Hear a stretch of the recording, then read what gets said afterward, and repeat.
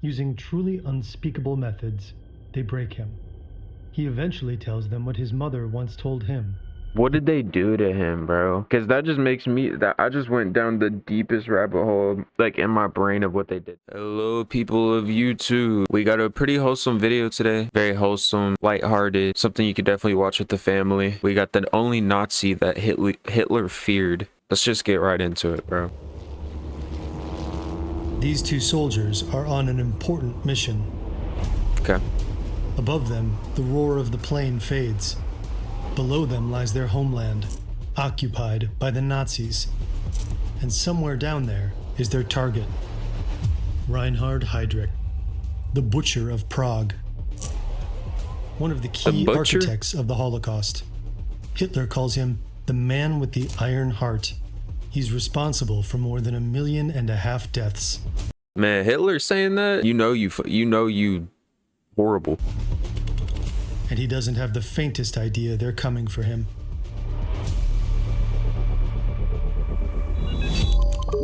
Alright.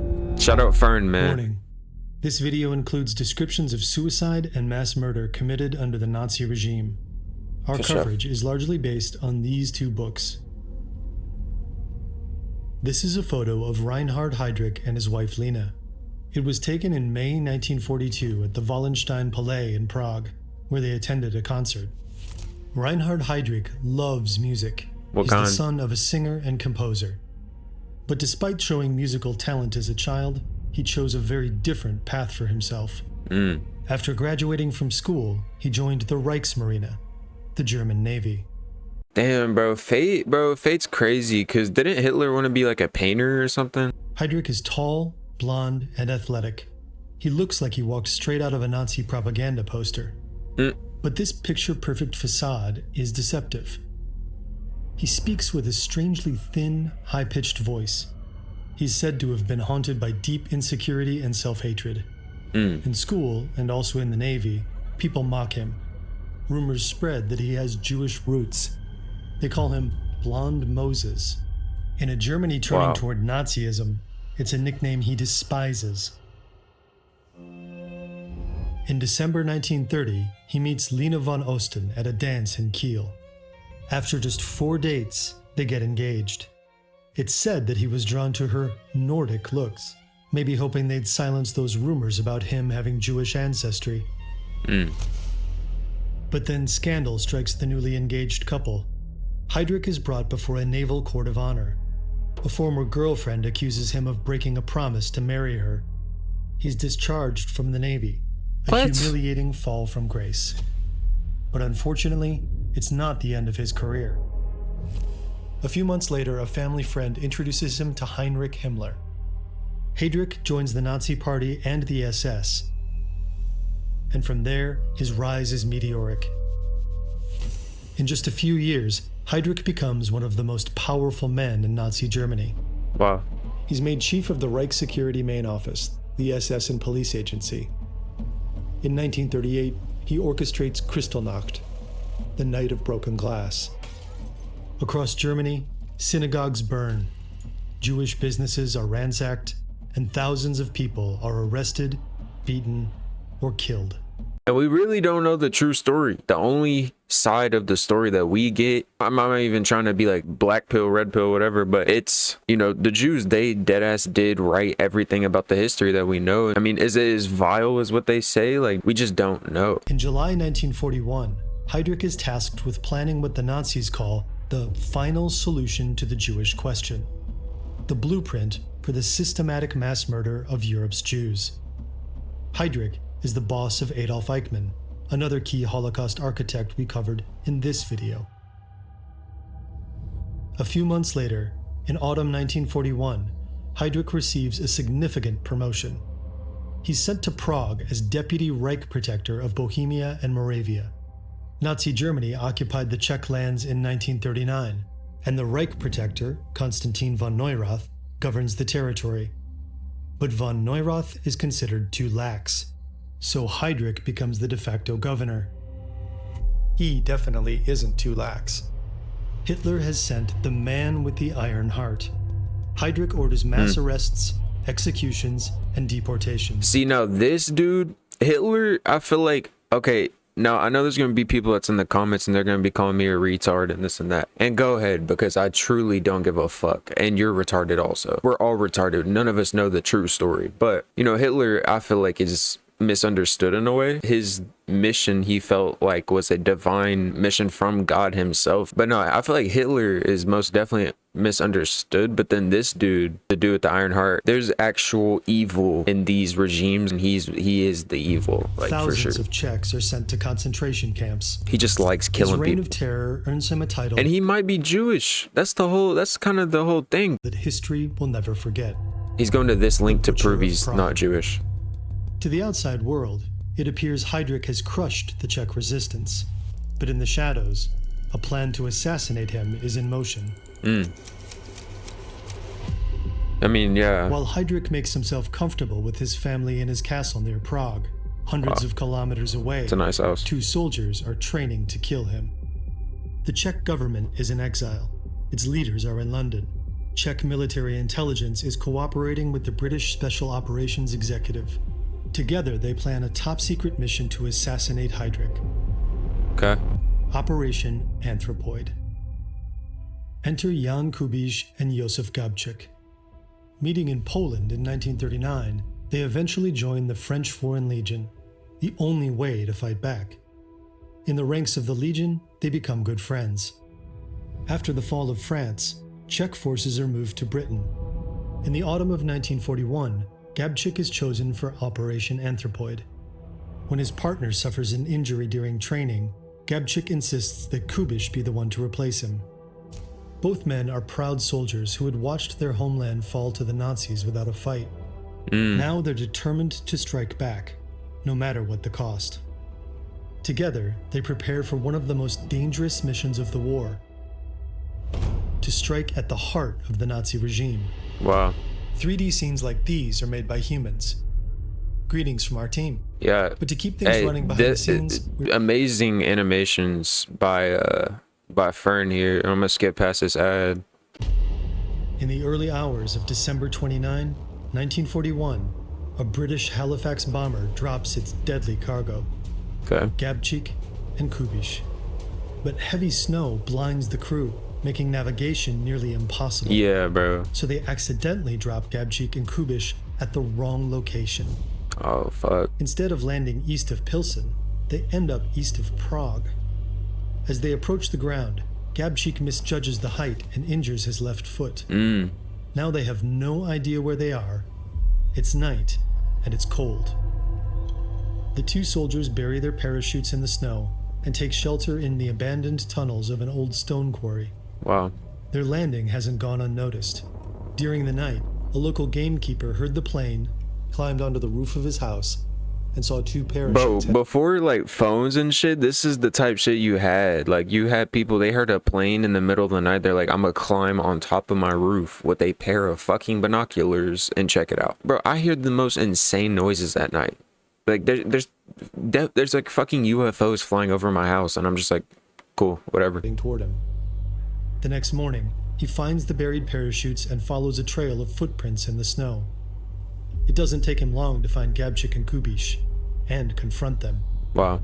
The young men pretend to be surveyors, but their cover story quickly falls apart, and they reluctantly admit the truth. Luckily, the gamekeeper wants to help them. They're stunned to find out they've landed 20 miles from Prague, far from their contacts. Gosh. Gabčík is injured, and the mission already looks doomed. But then, fate intervenes. A local miller, who also heard the plane that night, tracks them down. He's a member of Sokol, a banned Czech nationalist group, and offers to connect them with the underground network in Prague. It violates the strictest rules of their mission: no contact with the local resistance until their mission is over. But they're desperate. They have no choice but to accept help. Over the next few months, they're sheltered by a network of brave families, ordinary people risking everything to feed and hide them. Shout out them. Reinhard Day Conference, a meeting called to streamline the mass murder of Jews. He doesn't realize that all the while, 2 men are observing him, learning his habits, noting every route and ritual. They even have inside help from people working in his castle. They sketch out several ideas for how to take him out.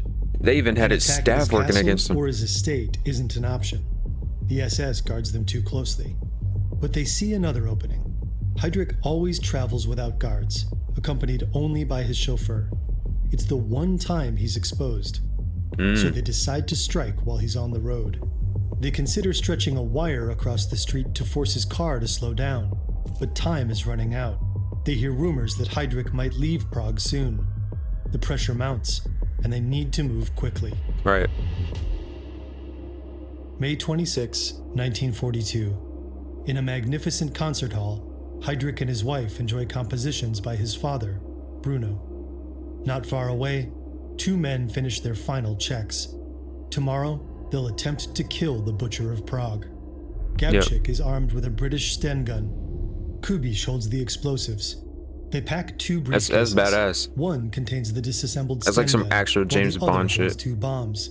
To an observer, the briefcases look Bro, ordinary. speaking of which, I know this is so off topic, but those James Bond movies, holy fuck, man, that is peak cinema, bro. The weapons are hidden beneath layers of fresh grass. It's the perfect cover. With wartime food shortages, many locals keep rabbits, so carrying grass for feed is a common sight. Okay. The next morning, Reinhard Heydrich's day begins peacefully. It's a fresh spring morning. He finishes breakfast and plays with his 3 children. His wife is pregnant with a 4th.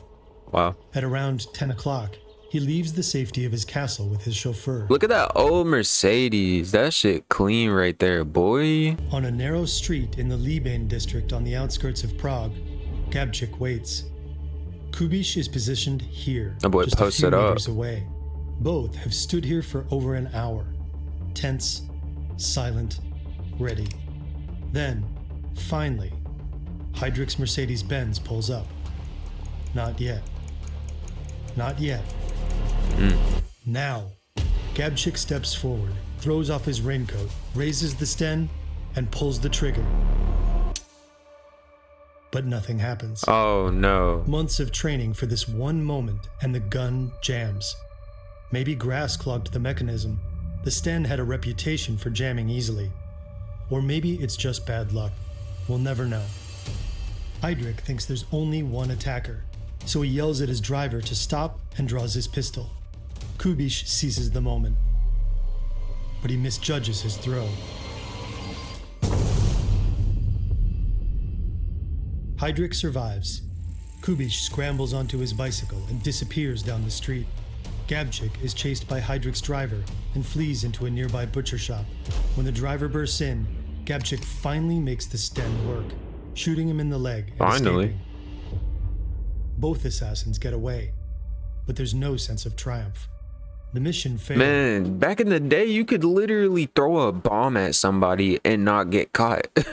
There's no They cameras. haven't eliminated their target. Man, But doing Heydrich crime is back then was critically so wounded easy. by the explosion. He's rushed to Belovsa Hospital in a passing delivery truck. And on June 4, 1942, 8 days after the attack, Reinhard Heydrich succumbs to his wounds. Oh, he actually did die. Immediately after the assassination, the Gestapo launches a massive manhunt for the attackers. But they have no real leads. Frustrated, the regime demands blood to avenge the death of the deputy Reich protector.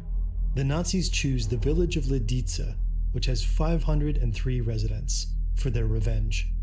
They suspect some within the village support the attackers, but there's no real evidence of this. Im Zuge der Fahndungen nach den Mördern des SS-Obergruppenführers Heydrich wurden einwandfreie Hinweise dafür gefunden, dass die Bevölkerung der Ortschaft Lidice bei Kladno dem in Frage kommenden Täterkreis Unterstützung und Hilfe leistete. On June 10, 1942, a few hours after They're midnight, fucked. Nazi troops raid the village. They shoot 173 men on the spot. The women are sent to Ravensbrück concentration camp. Children under a year old and those selected for re-education and placement in German families remain alive.